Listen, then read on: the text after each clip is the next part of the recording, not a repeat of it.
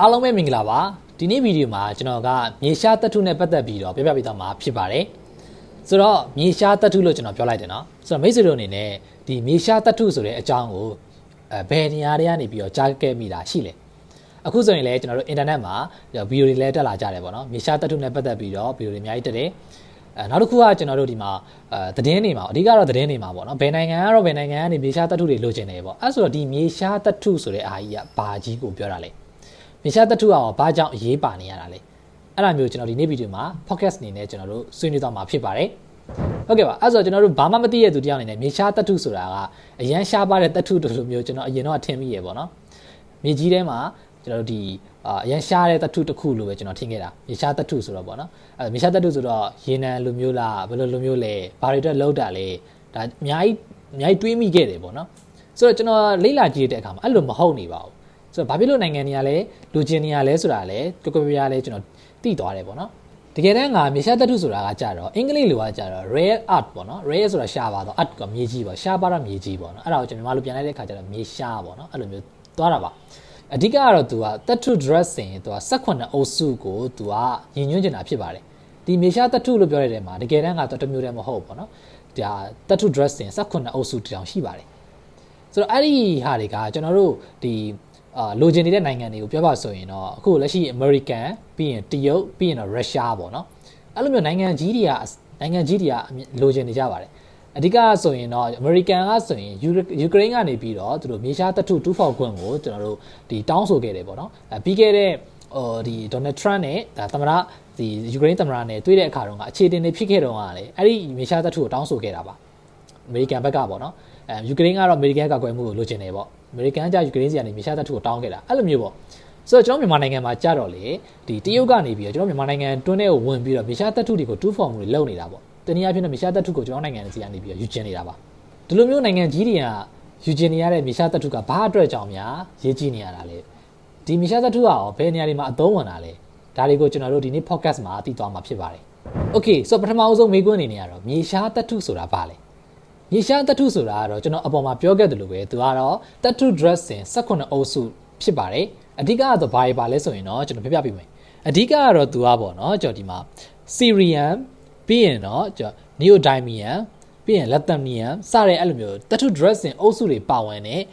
ုပ်စု18စုကိုသူကမြေရှားလို့ခေါ်တာဖြစ်ပါတယ်အင်္ဂလိပ်လို့ဆိုရင်တော့သူက red earth element REES လို့ခေါ်တယ်ပေါ့နော်အဓိကတော့ဒါ rare earth element ဆိုတော့မြေရှားသတ္ထုများပေါ့အဲ့လိုမျိုးလို့ခေါ်တာဖြစ်ပါတယ်ဆိုတော့ဒီအုပ်စု18ခုကကြတော့ဒီတမျိုးချင်းစီမှာသူ့နေရာနဲ့သူအသုံးဝင်တဲ့ဒီ dressing တွေပဲဖြစ်တယ်ပေါ့နော်အဲ့ဒါကြောင့်မို့လို့ဒီနိုင်ငံတိုင်းကလိုချင်နေကြတာပါဆိုတော့ဒါဘာကြောင့်နိုင်ငံတိုင်းကလိုချင်နေရတာလဲဒါလေးကိုကျွန်တော်တို့လေ့လာကြည့်သွားအောင်ပါခေအဲ့ဆိုတော့ဘာဖြစ်လို့ဒီမြေရှားသတ္ထုကိုနိုင်ငံတိုင်းကလိုချင်နေရတာလဲတကယ်တမ်းကဒီမြေရှားသတ္ထုကဒီနိုင်ငံတွေရဲ့မှာအာဏာပါဝါတွေနဲ့အများကြီးကိုဆက်ဆက်နေပါတယ်ဆိုတော့ဒီမြေရှားသတ္ထုရှိတဲ့နိုင်ငံကပိုပြီးပါဝါအာဏာကြီးပါတယ်ဘာကြောင့်ဖြစ်မယ်လို့ထင်လဲတကယ်တမ်းကကျွန်တော်အခုတာမန်လူတွေတော်တော်များများတည်ထားကြတဲ့ပညာလေးအတိဘဟုတုတတစ်ခုကဘာလဲဆိုတော့ဒီမြေရှားသတ္ထုကကြတော့ဒီလိုမျိုးနီးပညာအခန်းကဏ္ဍတွေဘက်ထရီတွေစွမ်းအင်နဲ့ပတ်သက်တဲ့ဟာတွေမှာသုံးတယ်လို့ပဲထင်တာအနည်းအားဖြင့်တော့ high technology ဘိုင်းကိုပဲသွားတယ်လို့ထင်ကြတာပေါ့နော်တကယ်တမ်းဒီမြေရှားသတ္ထုကအဲ့ဒါတွေမဟုတ်ဘူးတကယ်တမ်းမြေရှားသတ္ထုကဘာအတွက်လဲဆိုတော့စစ်ဘက်ဆိုင်ရာနဲ့ပတ်သက်တဲ့ဒီလက်နက်တွေဘာတွေထုတ်တဲ့နေရာမှာဒီမြေရှားသတ္ထုကခန်းကဏ္ဍအရန်ပါဝင်ပါတယ်အဓိကဘာလဲဆိုရင်ကျွန်တော်ပြပြပေးပေါ့နော်အဓိကကတော့သူကဒီတိုက်ခိုက် drone တွေပြီးရင်တော့ဒုံးကျည်လမ်းညွှန်စနစ်တွေနောက်တစ်ခုကလေယာဉ် engine တွေနဲ့ဒီစစ်လက်နက်ပစ္စည်းပေါင်းများစွာအဲ့ဒီပစ္စည်းတွေဒီအစင်းမြင့်စစ်လက်နက်ပစ္စည်းတွေကိုထုတ်လုပ်တဲ့အခါမှာဒီမြေရှားသတ္ထုကိုသုံးစွဲပြီးတော့ထုတ်လုပ်ကြရတာဖြစ်ပါတယ်ဒါကြောင့်ပဲနိုင်ငံတော်တော်များများကဒီဒါကိုလိုချင်ကြတာပေါ့နော်တကယ်တမ်းကဒီမြေရှားသတ္ထုကမြေရှားလို့ပြောကြတဲ့ကရှားနေတာတော့မဟုတ်ပါဘူးမြေရှားသတ္ထုကကျွန်တော်တို့ကမ္ဘာမြေအပေါ်ရန်မျက်နှာပြင်ပေါ်မှာတော်တော်များများကိုရှိတာပါတော်တော်များများရှိတာဆိုဘာလို့ရှားလို့ခေါ်လဲဆိုတော့တကယ်တမ်းကတော့စီးပွားဖြစ်ထုတ်ဖို့အတွက်ဒီလိုမျိုးအုံနဲ့ကျင်းနဲ့တွေ့ဖို့အတွက်ကခတ်တာပေါ့နော်နောက်တစ်ခုကပိုဆိုးတာကသူကမြေရှားသတ္ထုကိုသူကထုတ်ယူဖို့အတွက်ဆိုရင်သူတမျိုးတည်းထွက်လာတာမဟုတ်ဘဲနဲ့သူဒီ dressing ပြန်ပြီးတော့တန့်စင်ရတဲ့စနစ်ကပိုပြီးတော့ကုန်ကျစရိတ်များတာပါအဲ့ဒါကြောင့်မလို့မြေရှားသတ္ထုကိုကျွန်တော်ဒီကုန်ကျစရိတ်များတယ်ပြီးနောက်တစ်ခုကကြတော့ကျွန်တော်နောက်လာပြီးထပ်ပြောပြပေးမယ်အဓိကကသူ့မှာစိုးကျိုးတွေလည်းရှိနေသေးရပေါ့နော်ဆိုတော့အဓိကတော့သူကတမျိုးတည်းထွက်လာတာမဟုတ်ဘူး သူတစ်မျိုးတည်းထွက်လာတာမဟုတ်တော့တန့်စင်ရတဲ့စနစ်ကပိုပြီးကုန်ကြစေများအဲ့တခုရှိရေပေါ့ဆိုတော့မြေရှားသတ္ထုကိုဘယ်နေရာတွေမှာအသုံးပြုနေကြသလဲပေါ့ဆိုတော့မြေရှားသတ္ထုကိုကျွန်တော်တို့အခုကျွန်တော်ရှေ့မှာပြောခဲ့တဲ့အတိုင်းကတော့စစ်ဘက်ဆိုင်ရာတွေနဲ့နီးပညာမြင့်ပစ္စည်းတွေမှာအသုံးပြုတယ်လို့အကြံဉာဏ်အပြင်သိထားကြတယ်ပေါ့နော်โอเคအဲ့ဆိုဒီနီးပညာမြင့်အသုံးပြုတဲ့ပစ္စည်းတွေကဘယ်ဥစ္စာလဲဆိုတော့ smartphone တွေကျွန်တော်တို့ဒီမှာဒီတခြားသောကျွန်တော်ကွန်ပျူတာတွေ laptop တွေအဲ့လိုမျိုးဟာမျိုးတွေမှာလည်းပါတယ်အဓိကသူအသုံးပြုတဲ့နေရာကဒီနီးပညာပိုင်းဆိုင်ရာဆိုရင်ကဏ္ဍ2ရက်မှာသုံးကြတယ်ပေါ့နော်အဲ့ဘာလဲဆိုတော့ပထမတစ်ခုကတော့ EV ကားတွေနဲ့ပတ်သက်ပြီးတော့သူအသုံးပြုကြတာပါနောက်တစ်ခုကကျလေအားလျက်စစ်ထုတ်တဲ့နေရာမှာသုံးနေပေါ့နော် wind turbine ဆိုရှိတယ်အဲ့ဒီနေရာမှာလည်းဒီရေရှားသတ္ထုကိုအဓိကသုံးနေကြရတာပဲဖြစ်ပါတယ်အဓိကတော့ဒီ2ရက်မှာပေါ့နော်အခန်းကဏ္ဍ2ရက်မှာအများဆုံးသုံးပြုကြတဲ့ဒီထုတ်ကုန်တွေပဲဖြစ်တယ်ပေါ့နော်โอเคအဲ့ဒါဆိုတော့သူကဒီမေရှားသတ္ထုကဒီ EV ကားတွေမှာဆိုရင်ဘာအတွက်ကြောင့်လိုအပ်တာလဲပေါ့တကယ်တည်းဒီ EV ကားတွေကမော်တာတွေမှာသူကဒီ neodymium နဲ့ dysprosium မှာပါတဲ့အပြင်းတန်လိုက်တွေကိုသူအသုံးပြုကြတယ်အဲ့ဒီကနေပြီးတော့သူကဒီကောင်ဒီအားတွေကဒီမော်တာရဲ့မှစွမ်းဆောင်ရပို့ပြီးတော့မြင့်တင်ပေးတာပဲဖြစ်ပါတယ်အဲ့ဒါအပြင်ကမှဒီကားဘက်ထရီထုတ်လုပ်တဲ့အခါမှာလည်းကျွန်တော်ခုနကပြောခဲ့တဲ့ dressing နှစ်ခုကလိုအပ်နေပါတယ်အဲ့ဒါပါမှပဲပို့ပြီးတော့အားကောင်းတာပဲဖြစ်ပါတယ်โอเคအဲ့ဆိုတော့လျှက်စစ်ကားဒီ EV ကားတွေမှာဆိုရင် EV ကားတစ်စီးမှာသူကလိုအပ်ချက်ကမြေရှားသတ္ထု dressing 1 kg ကနေပြီး3 kg ထိလိုအပ်ပါတယ်အဲကြောင့်မလို့လျှက်စစ်ကားတွေကိုထုတ်လုပ်ဖို့ဒီကမ္ဘာလုံးကတာဆူနေတဲ့အခါမှာဒီလိုကာဝင်ထုတ်လုပ်မှုလည်းရှော့ချဖို့ဆိုရင်တော့ဒီလျှက်စစ်ကားတွေမှာသုံးတဲ့ဒီမြေရှားသတ္ထုရဲ့မှဒီရေးပါမှုပေါ့နော်လိုအပ်ချက်ကလည်းကြီးလာအောင်မှာဖြစ်တယ်ဒါကြောင့်မလို့နိုင်ငံတိုင်းကတော့ဒီမြေရှားသတ္ထုကို2 for ပြီးတော့ထုတ်ယူနေကြအောင်မှာပဲဖြစ်ပါတယ်နောက်တစ်ခုကကြတော့ဒီလေအားလျက်စစ်တွေကိုထုတ်တယ်ဒီလိုမျိုး wind turbine တွေမှာဆိုရင်လေအဲ့ဒီမြေရှားသတ္ထုကိုလိုအပ်နေပြန်ပါတယ်အဓိကကတော့မြေရှားသတ္ထုကသူတန်လိုက်စွမ်းအားပိုကောင်းတာဖြစ်ပါတယ်အဲ့ဒါကြောင့်မလို့ဒီကျွန်တော်ခုနပြောခဲ့တဲ့ပေါ့နော်ဒီမှာneodymium နဲ့ dysprosium တို့လိုမျိုးတန်လိုက်အားတွေကိုသုံးပြီးတော့သူက generator ပို့ပြီးလဲပြီးတော့လျှက်စစ်ဓာတ်ပို့ပြီးထုတ်လုပ်ပေးနိုင်တာဖြစ်ပါတယ်အဲ့ဒါကြောင့်မို့လို့ပဲပေါ့နော်သူကဒီမှာ35 megawatt ထွက်တယ်ပေါ့နော်ထုတ်လုပ်နိုင်တဲ့လေအားလျှက်စစ်မှာဆိုရင်ဒါမြေရှား drug ပစ္စည်းက200 kg ကနေပြီး600 kg ထိကိုလိုအပ်နေတာဖြစ်ပါတယ်အဲ့ဒါကြောင့်မို့လို့ဒီတခြားသောပေါ့နော်တခြားသောကျွန်တော်ဒီလျှက်စစ်ပစ္စည်းအဲ့လိုနီးပညာမျိုးပစ္စည်းတွေမှာဆိုရင်လည်းနေရှားသတ္ထုကအများကြီးတော့မလိုအပ်ဘူးဆိုပေမဲ့အနေနဲ့အများကတော့မရှိမဖြစ်တော့လိုအပ်နေသေးတယ်ဒါကြောင့်မလို့စွမ်းအင်မြင့်အခုကလည်းတန့်စင်တဲ့စွမ်းအင်တွေကိုထုတ်လုပ်မှုကိုလူတိုင်းကတာဆူနေတဲ့အခါမျိုးမှာဒီမေရှားသတ္ထုရဲ့မှာပေါ့နော်အရေးပါမှုကလည်းအခန်းကဏ္ဍကလည်းအများကြီးကိုကြီးနေမှာပဲဖြစ်ပါတယ်โอเคဆိုတော့စစ်လက်နက်ပစ္စည်းတွေမှာရောဒီမေရှားသတ္ထုကဘယ်နေရာတွေမှာအသုံးဝင်နေကြတယ်လဲအခုဆိုရင်ကျွန်တော်တို့ဒီမြေရှားသတ္ထုရဲ့မှာပေါ့နော်အဓိကသူကဂုံတတ္တိတွေကတန်လိုက်စွမ်းအားပြီးရင်အလင်းနဲ့ဓာတုဓာတ်ပြုမှုအဲ့ဒီဟာတွေကကြီးမားနေတဲ့အခါမှာသူကလည်းစစ်လက်နက်ပစ္စည်းထုတ်လုပ်တဲ့အခါမှာလည်းအရန်ကိုပဲအသုံးဝင်ပြီးတော့ထိရောက်နေတာပဲဖြစ်ပါတယ်အဓိကဘယ်နေရာတွေမှာလဲအဓိကကတော့သူကကျွန်တော်ဒီမှာဒုံးကြီးတွေ drone တွေနဲ့တခြားသောတိတိကျကျဒီခြေရာခံလောက်ရတဲ့အခန်းကဏ္ဍတွေမှာဆိုရင်ဒီမြေရှားသတ္ထုကအရန်အရေးပါနေတာပဲဖြစ်ပါတယ်အဓိကတော့သူ့မှာပါတယ်ဒီမှာ neodymium နဲ့ samarium ပါဝင်နေပေါ့နော်အပြင်းတန်လိုက်တွေကိုတက်ဆင်အသုံးပြုကြရတယ်နောက်တစ်ခုကကြတော့သူကအဲ့ဒီအပြင်းတန်လိုက်တွေကြောင့်ပဲသူကတိကျတဲ့ဒီအပြစ်မှတ်တွေကိုထိအောင်ပြစ်နိုင်တာပဲဖြစ်ပါတယ်နောက်တစ်ခုကကြတော့စန်ဆာပါတဲ့ပစ္စည်းတွေမှာဆိုရင်လည်းအဲ့လိုမြေရှား dress ပစ္စည်းထည့်သုံးခြင်းကပိုပြီးတော့ဒီခြေရာခံစနစ်ကိုပိုပြီးအားကောင်းစေတာပဲဖြစ်ပါတယ်အဲ့ဒါကြောင့်မလို့ဒီ radar စနစ်တွေမှာဆိုရင်ဒါ European နဲ့ Globalian တို့လိုပေါ့နော်မြေရှား dress ပစ္စည်းတွေကိုဒီအချက်ပြမှုနဲ့အာရုံခံစနစ်တွေမှာသုံးကြတယ်နောက်ပြီးကြတော့လေကြောင်းရန်ကောက်ွယ်ရေးနဲ့ဒီစစ်သင်းမောတွေမှာသုံးတယ်ပေါ့နော် AES လို့ခေါ်တယ်ဒီမှာ active electronically scanned array radar တွေမှာဆိုရင်လည်းဒီမြေရှား dress စင်တွေကိုအသုံးပြုနေကြရတာပဲဖြစ်ပါတယ်โอเคနောက်တစ်ခုကတော့ဒီဒုံးကြည့်ပဲစနစ်တွေဒီလေကြောင်းရန်ကောက်ွယ်ရေးစနစ်တွေမှာဆိုရင်လေသူကဒီမြေရှားသတ္ထုကထက်ပါဝင်နေရတယ်နောက်တစ်ခုကညာဘက်ကြည့်တဲ့အခါမှာမြင်ရဖို့အတွက်ဒီစစ်ထောက်လိုင်းရေးပစ္စည်းတွေနောက်တစ်ခုကဒီတန်ကြက်ကပစ္စည်းတွေပေါ့နော်အဲ့ဒါတွေမှာလည်းမြေရှားသတ္ထုကပါဝင်နေတာပဲဖြစ်ပါတယ်ဒီမြေရှားသတ္ထုရဲ့မှာခံနိုင်အားအပူစွမ်းအားနဲ့တန်လိုက်အားတွေကဒီစစ်လက်နက်ပစ္စည်းထုတ်လုပ်တဲ့အနေအမှာဒီအရန်ကိုအရေးပါနေတယ်သူ့ကိုအစားထိုးပြီးသုံးလို့ရတဲ့ဟာမရှိဘူးဖြစ်နေရပေါ့နော်ဒါကြောင့်မို့လို့လေဒီစစ်ရေးအရင်းမြစ်တွေရဲ့မှာအခြေခံကဒီမြေရှားသတ္ထုပေါ်မှာအများကြီးကိုမူတည်နေတာပဲဖြစ်ပါတယ်။ Okay အဲ့ဒါဆိုတော့တကဘာလုံးမှာဒီမြေရှားထုတ်လုပ်မှုမြေရှားတူးဖော်မှုရဲ့မှာ60% ကိုလှုပ်ဆောင်ရတဲ့နိုင်ငံကတရုတ်နိုင်ငံပါ။အဲ့ဒါပြီးတော့ဒီမြေရှားသတ္ထုကိုပြုပြင်ထုတ်လုပ်မှုနဲ့နောက်ပြီးကြတော့ဒီလိုမျိုးတန်လိုက်ထုတ်လုပ်မှုအင်အားကလေ90%အထိကိုတရုတ်နိုင်ငံကထုတ်လုပ်နေရပါ။အဲ့ဒါကြောင့်တခြားနိုင်ငံတွေကဆိုရင်ဒီတရုတ်နိုင်ငံရဲ့မှာလက်ဝဲကြီးအုပ်မှုကြောင့်မြေရှားသတ္ထုကိုရှားပါမှု ဖြစ်လာမှာကိုတချို့နိုင်ငံတွေကပေါ့နော်ဒီအင်အားကြီးနိုင်ငံတွေကစိုးရိမ်နေကြပါတယ်ဒါကြောင့် American လိုမျိုးနိုင်ငံတွေကတရုတ်ရဲ့မှာဒီထုတ်လုပ်မှုကဏ္ဍတွေပေါ်မှာလိုက်ပြီးပိတ်ပင်နေရမျိုးတွေရှိတယ်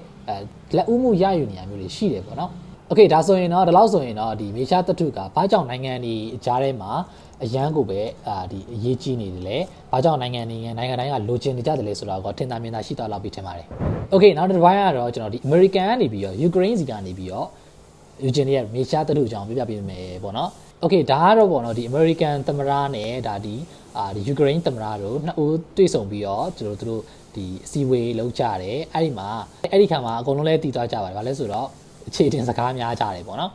အဲ့ဒါကိုတော်တော်များမှတ်မိကြမှာပါအဲ့ဒီမှာအဓိကကတော့ American ဘက်ကနေပြီးတော့ Ukraine ရဲ့မှာမေရှားတထုကိုသူတို့ကတောင်းဆိုတာပါနောက်ပြီးကြတော့သဘောတူညီတယ်ဆိုရင်သူတို့ကဒီ Ukraine ဘက်ကိုထောက်ပံ့မှုတွေလုပ်ပေးမယ်ပေါ့အဲ့လိုမျိုးပုံစံမျိုးနဲ့သွားနေရဖြစ်ပါတယ်ဒါပေမဲ့ Ukraine ဘက်ကတော့ဒါကိုလက်မခံပါဘူးအဲ့ဒီမှာအခြေတင်တွေဖြစ်ကြတာပေါ့နော်အမေရိကန်အဓိကကတော့သူတို့နိုင်ငံဒီမေရှားတထုနဲ့ပတ်သက်ပြီးတော့တရုတ်နိုင်ငံအပေါ်သူကဒီထောက်ပံ့မှုတရုတ်နိုင်ငံရဲ့ပါပေါ့နော်ဒီထောက်ပံ့မှုတွေကိုသူကမိကုန်နေရတာကိုရှော့ချဖို့အတွက်ရည်ရွယ်ပြီးတော့ဒီယူကရိန်းရဲ့မှာဒီမေရှားကိုသူထုတ်လုပ်ဖို့အတွက်တူဖို့အတွက်ကိုသူကရည်ရွယ်ခဲ့တာပေါ့နော်အဓိကကတော့ဘာဖြစ်လို့လဲဆိုတော့ယူကရိန်းကလည်းဒီမေရှားတထုရဲ့အရေးကြီးတဲ့မေရှားတထု900ခန့်လုံးအထိကိုယူကရိန်းနယ်မြေမှာသူတို့ကပိုင်ဆိုင်ထားတာပဲဖြစ်ပါတယ်နောက်တစ်ခုကကြတော့ဒီ American ကကျွန်တော်မြန်မာနိုင်ငံရဲ့မှာဒီမေရှားတထုတွေကိုတူဖို့ဖို့တလည်းသူကစိတ်ဝင်စားတယ်ပေါ့နော်ဒါကြောင့်မို့လို့သူကဒီ KIA တို့နဲ့လည်းဒီစကားပြောမယ်ဆိုတဲ့တဲ့နေရာလဲဒီထွက်ထားတာမျိုးရှိခဲ့တယ်ပေါ့နော်ဒါပေမဲ့အဓိကကတော့ KIA ကချင်ဘက်နဲ့ဒီရှမ်းဘက်တွေကတော့အဓိကကတော့သူမေရှားထုတ်လုပ်မှုတွေကတရုတ်နိုင်ငံစီကိုပဲတင်ပို့နေကြတာပဲဖြစ်ပါတယ်โอเคဆိုတော့ကမ္ဘာပေါ်မှာမေရှားတထုအပိုင်ဆိုင်ဆုံးနိုင်ငံတွေကိုကျွန်တော်ပြောပြရအောင်ပေါ့နော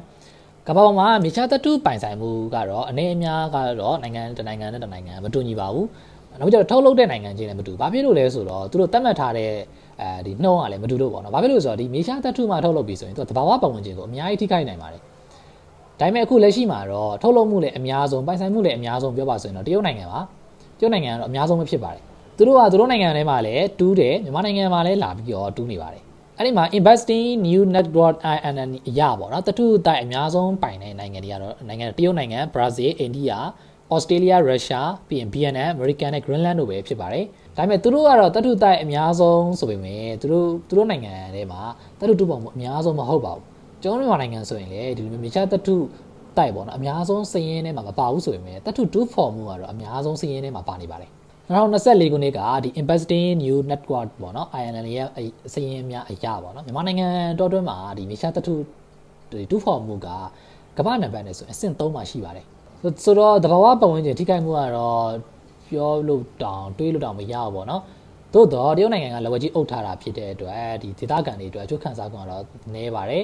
အဲ့ဆိုတော့2-4ခံရမှုအများဆုံးနိုင်ငံတွေကိုကျွန်တော်ပြပြပေးမှာပဲ2-4ခံရတာအများဆုံး10နိုင်ငံကတရုတ်အမေရိကန်မြန်မာဩစတြေးလျတရုတ်ကပထမပေါ့နော်အမေရိကန်နဲ့ဒုတိယမြန်မာတတိယဩစတြေးလျနိုင်ဂျီးရီးယားထိုင်းအိန္ဒိယပြီးရုရှားဒီ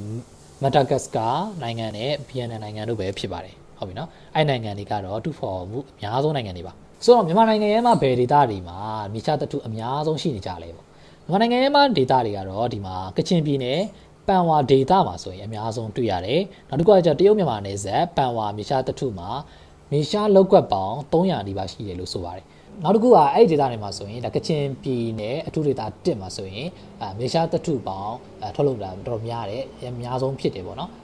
အဓိကထုတ်လုပ်တာတော့တရုတ်နိုင်ငံကလာပြီးတော့2-4နေရာဖြစ်တယ်ဒါပေမဲ့2-4ရဲဆိုပြီးမြင်တရုတ်နိုင်ငံတော်တွင်းမှာအသုံးမပြုတဲ့နီး2-4ချင်းမပြုတဲ့နီးတွေနဲ့ကိုပဲ2-4နေတာဆိုပြီးတော့ကိုတွေ့ရှိချက်တွေ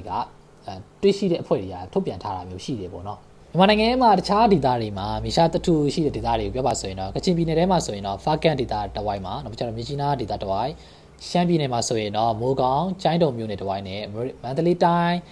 းဒေသတွေမှာဆိုရင်လည်းမမိတ်ဒေသတွေနဲ့ဒီ2-4ရေလုပ်ငန်းတွေမှာတစ်စိတ်တစ်ပိုင်းလုပ်နေကြပြီလို့ဆိုကြတယ်ဆိုတော့မြေရှားတထု2-4မှုနဲ့ပတ်သက်ပြီးတော့သတင်းချက်လက်တွေရဖို့ကအတိအကျတော့ခက်ခဲနိုင်တယ်ဒါပေမဲ့များသောအားဖြင့်တော့တရုတ်ကပဲလုပ်နေရပဲဖြစ်ပါတယ်โอเคဆိုတော့မြေရှားတထုကို2-4ရဲပုံဥတဲ့အခါမှာတဘာဝပတ်ဝန်းကျင်တွေကိုအများကြီးထိခိုက်နိုင်ပါတယ်ဒါနဲ့ပတ်သက်ပြီးပြပြပေးချင်ပါတယ်မြေရှားတထု2-4တဲ့အခါမှာသူက2-4ရဲဒီ dressing အလိုက်ကိုတော့သူ2-4ရဲပုံစံမျိုးတော့မတူဘူးဒါပေမဲ့2-4တဲ့အခါမှာဒီမြေရှားတထုပါရဲကြောက်သားကိုသူတို့တွန်းအကြီးတွေနတ်အောင်ဒီတူးရတယ်ပြီးတော့ ကြောက်သားကိုသူတို့ခွဲထုတ်တယ်ပြီးကန်ကြတော့ဓာတုဓာတ်ပစ္စည်းတွေနဲ့ရောပြီးတော့ဒီကမြေရှားတထုတီးတန့်လေးကိုပြန်ပြီးတော့ခွဲထုတ်ပြီးယူရတာဖြစ်ပါတယ်ကုန်ကျစရိတ်ကလည်းတော်တော်လေးကြီးရလို့ဆိုတယ်ပေါ့နော်โอเคနောက်တနည်းအားကြတော့ဒီမှာကချင်ပြည်နယ်ဖားကန်းနဲ့ဒီပန်ဝါဒေသတွေမှာ2ဖော်တဲ့ပုံစံမျိုးပါအဲ့ဒါဘာလဲဆိုတော့ရှင်စေးမှာသူကဒီမှာအာယွန်းစုပ်တဲ့နီးလို့ခေါ်ကြတာလို့ခေါ်တယ်ပေါ့နော်အဲ့ဒါဘာလဲဆိုတော့ရှင်မြေမှာရှင်စေးအလွှာကိုတူးပြီးတော့သူက sulfuric acid လိုမျိုး acid နဲ့ဓာတုပစ္စည်းတွေကိုသုံးပြီးတော့မြေရှား dressing ကိုသူကထုတ်ယူကြတာပဲဖြစ်ပါတယ်ဒီနေ့ကကြတော့ကုန်ကျစရိတ်ကတော့တက်တာတယ်သို့တော့သဘောပုံဝင်ခြင်းကိုတော်တော်ကြီးကိုထိခိုက်တာပဲဖြစ်ပါတယ်မြေရှားတထုထုတ်လုပ်တဲ့အခါမှာသဘောပုံဝင်ခြင်းကိုအများကြီးထိခိုက်နိုင်တယ်အဓိကတော့သူတို့ထုတ်ယူတန့်စင်တဲ့အခါမှာသုံးပြုတဲ့ acid ဓာတ်တွေအဲ့ဒါတွေကမြေရတဲ့တစင်သူတို့ရေထဲကိုရောက်ပြီးတော့ရေစီလွာတွေဒီအကုန်လုံး